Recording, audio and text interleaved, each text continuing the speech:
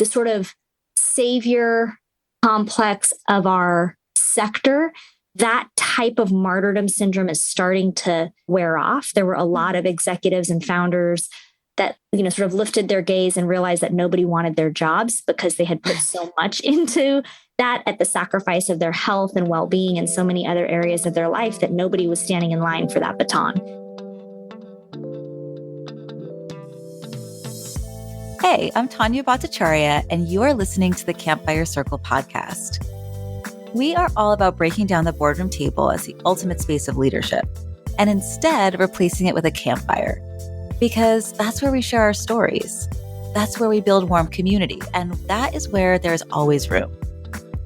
I'm building an impactful business in public through thought leadership, and I'm taking you behind the scenes all along the way.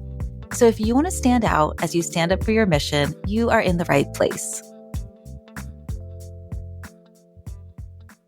Hey everyone, welcome to this special summer series of the Campfire Circle podcast. We are bringing back mini moments from past episodes that are just as relevant today, if not more so. So this episode is from a longer conversation with my friend Aila Malik, who is a lawyer, a nonprofit executive, and the founder of Venture Leadership Consulting, a management consulting firm that works with nonprofits to close systemic gaps of inequity. So in this little mini conversation, we are diving into something really close to my heart, which is how our personal experiences shape our nonprofit work. So if you are part of a social impact executive team or in the nonprofit world in any capacity, this episode may be really relevant for you. A lot of us got into this work because of something in our past, something in our lived experience. And maybe it was a personal struggle with mental health issues. Maybe it was growing up in a challenging environment. And so often these personal experiences drive our passion for making a difference, but they also bring their own set of challenges as we figure out how to all work together and grow and evolve our workplaces with these individual histories. After all, our interpersonal experiences ripple out and influence the culture of our organization, right? So we are talking about the savior complex that so many of us in the nonprofit sector are struggling with, that feeling of needing to do it all, to fix everything, often at the expense of our own well-being, which can, of course, lead to burnout. And it is something we need to address head on as we work to shape change as thought leaders. So I hope you enjoy this mini episode.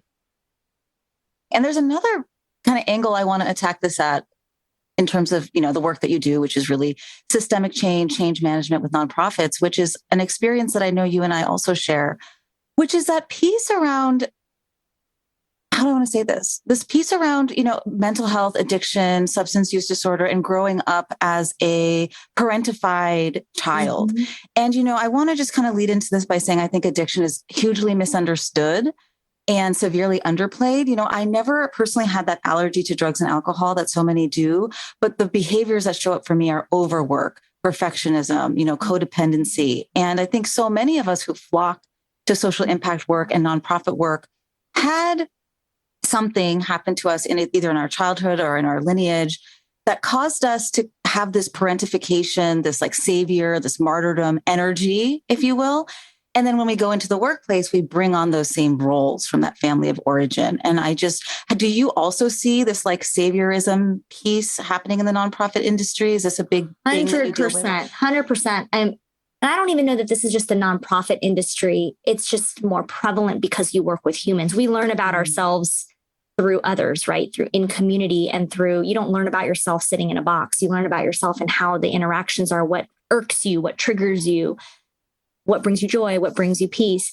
And so much I really believe, and I used to say this all the time when I would hire volunteers, whatever inner work you have not paid attention to or is undone will show up in your work in community because that's going to present itself for healing in some capacity in your life. And when you feel like you have worked on it, it's going to show up again to present itself for mastery, right? A double check. It is my belief. And so because the nonprofit community is one in which we are working with people in community, in our staff teams and our board teams, and then out with other people largely, that inner work shows up and presents itself in various forms again and again. And I think coupled with the inner work that presents, a lot of us in the sector have a very difficult and complicated relationship with conflict. And I talk about that a lot because it is the one through thread that I see in most difficult leadership structures, is that somewhere in there, the leader is uncomfortable with conflict. They have not yet transformed conflict as a way to deepen relationship. They see it either as somewhere in their childhood experience as destructive or as something that was irreparable or caused a lot of pain.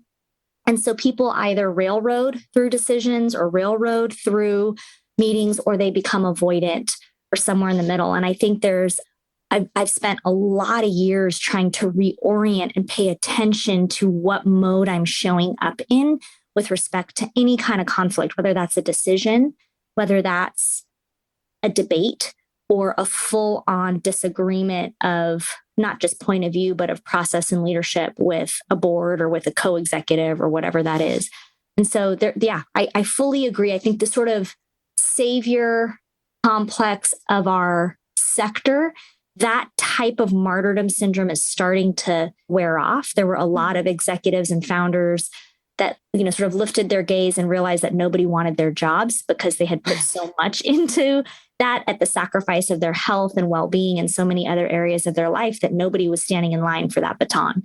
And so that old guard kind of mentality is shifting. I've seen that in the last 20 years. But what's now coming up is like, how do you do this and not burn out? How do you do this and lean in? And some of that is around how are you bringing your whole self to work around conflict, around engagement, around codependency, and check your ego constantly. Oh, that's yes. First of all, I just want to say yes. And all of these stories are popping up in my brain of dear friends that I have who still work in the nonprofit field, or my own experiences in the nonprofit field. And there's so many stories, right? Where it's like, time to leave, you're exhausted, you've done a whole day of work. And then, somebody comes in and they need something. And if they don't get that thing, something bad is going to happen to a human. So of course you stay, but it's like, if you don't set up the structures and the systems in place so that you can have a healthy culture where you don't burn out, like it's just going to continue. So I know one of the things that you do, which I find really interesting, is you go in and you serve as an interim executive for these organizations that things are, maybe they're falling apart. What I'll say is they need a change. They need a change.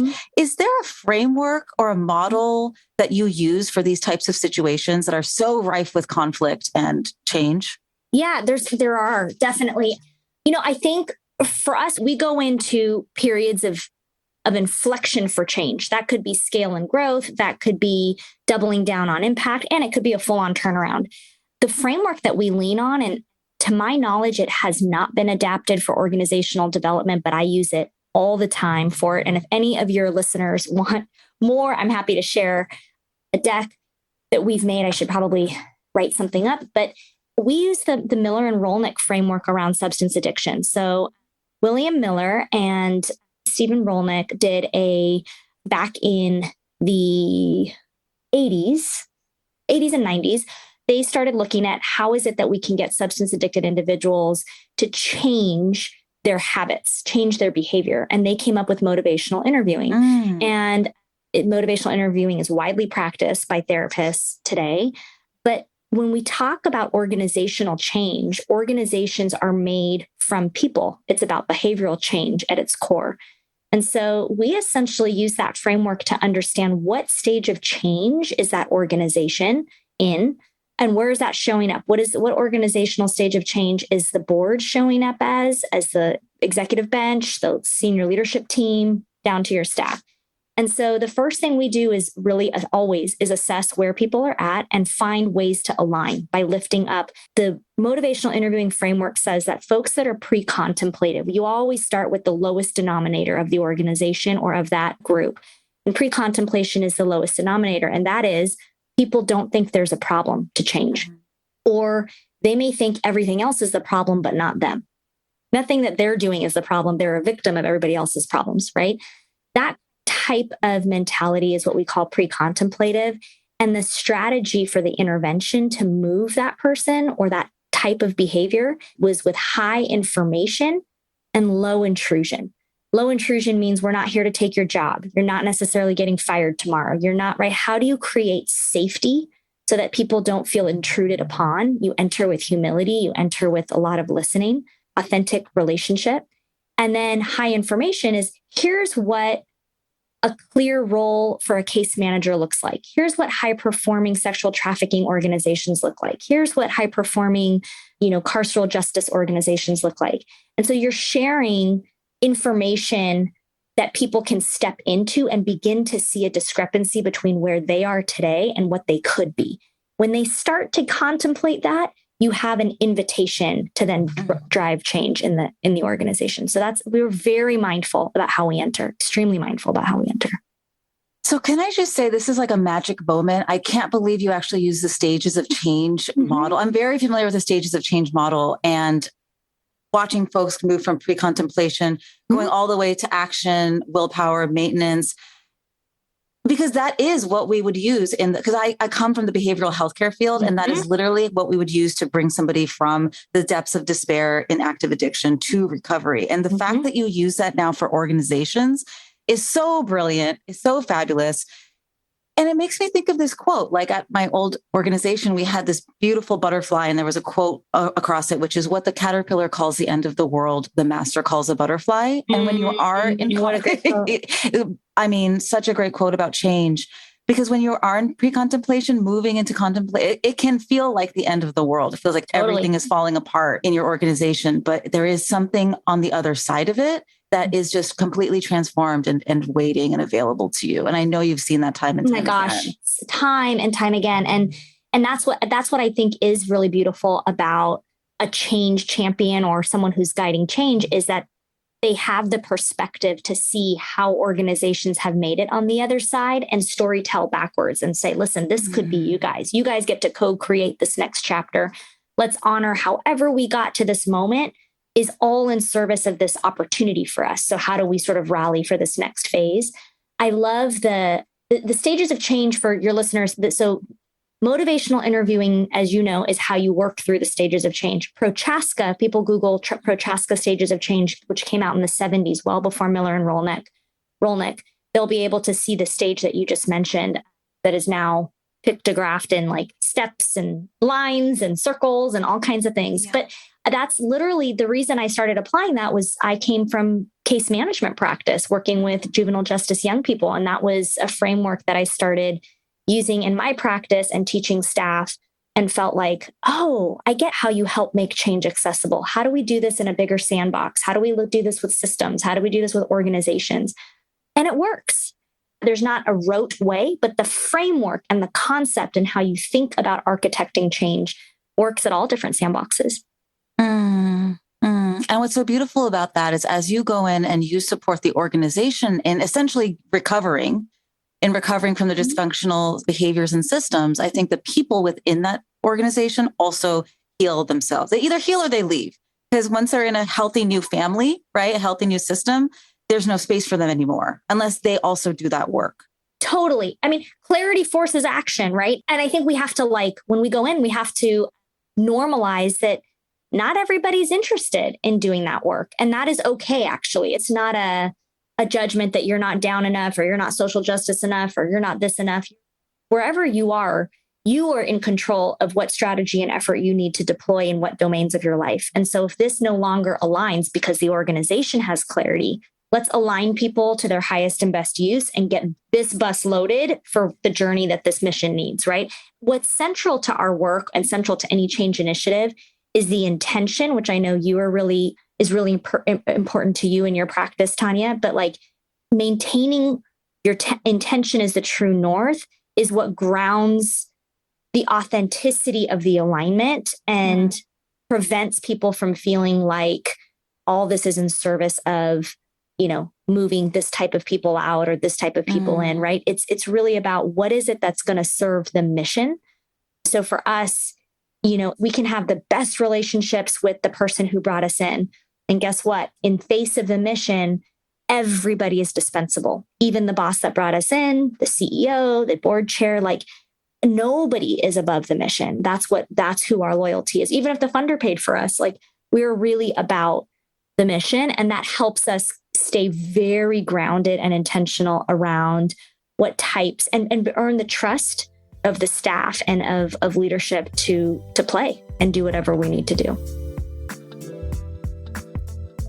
Okay, so you've heard from us. Now I want to hear from you. Leaving a review helps us so much in growing our reach and supporting more folks with this podcast. And even better, I would love for you to send me a note on LinkedIn with your takeaways from this episode. I cherish and respond to every message, so I can't wait to hear from you. And if you want to go even deeper, check out the show notes to take your next step.